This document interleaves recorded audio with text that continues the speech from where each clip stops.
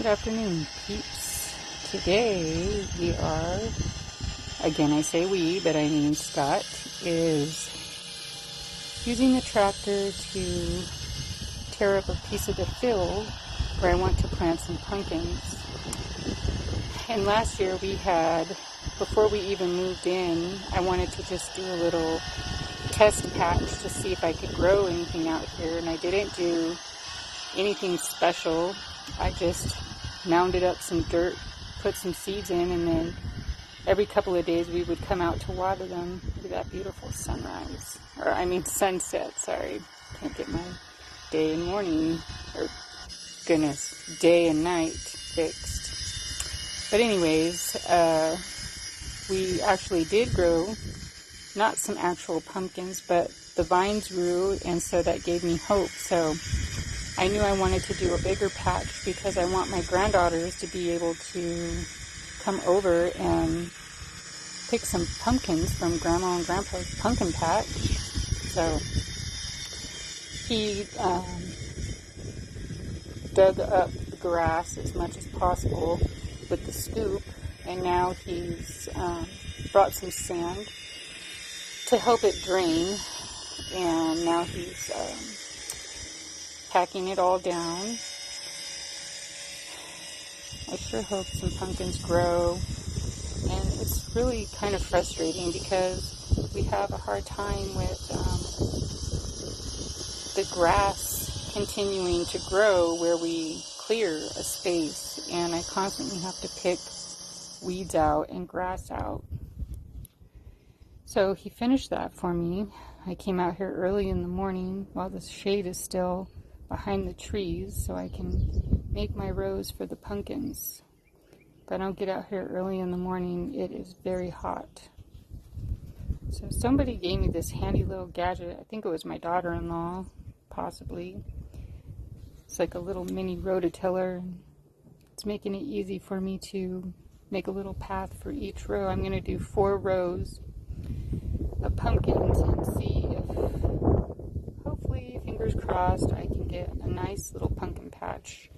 And then I could also have my neighbors who have children come and pick some pumpkins, and even neighbors who make pumpkin pies or stews or whatever they want. But in the first 2 rows, I'm going to do, the first row will be jack-o'-lanterns, and then the second one is minis, and then the 2 last rows will be big pumpkins. I think they were called big oles or something like that. I don't know. It was just kind of a funny name, but they're supposed to be very big pumpkins, so we'll see. So I'm trying to weed as much as I can as I go to help with this.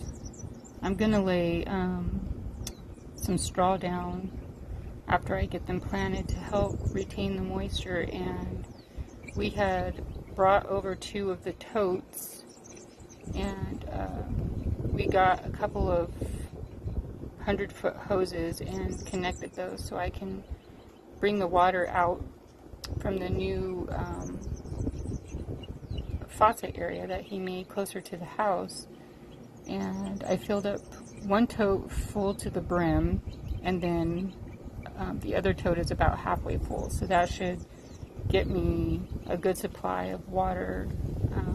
We have a drip line system that we cut and measured for each row, and then my husband is going to hook up a PVC pipe and connect each line to the corresponding row.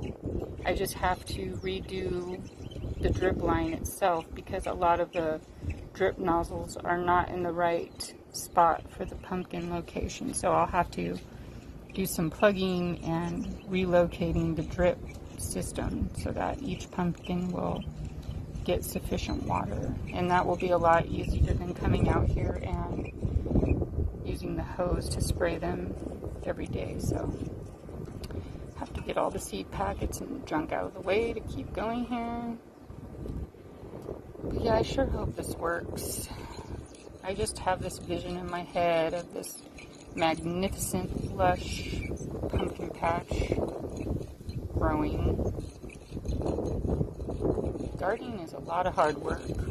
Never done this before, and I didn't realize how much work really does go into preparing and producing a garden, and a lot of frustrations too. But it's okay. I feel like with each frustrating thing and thing that isn't working, I'm learning something new for next year so I can improve or do it differently. So it's a learning process, and I'm quite enjoying it. I do get frustrated at times, and sometimes I want to give up, but then I remember, can't give up, you got to keep going. Because if you give up, then I'm not going to get anything from the garden. So got to keep going, keep a positive mindset. And as crazy as it sounds, I talk to all of my plants and trees and things that are growing. Here we are, the finished rows with the straw. Now I just got to give them a little bit of water. Oh, here's my corn. Remember my previous video, they were so small, and look, now they're almost ready to surpass the little fence we put, so I'm really excited about that. They keep falling over, and I'm not quite sure why.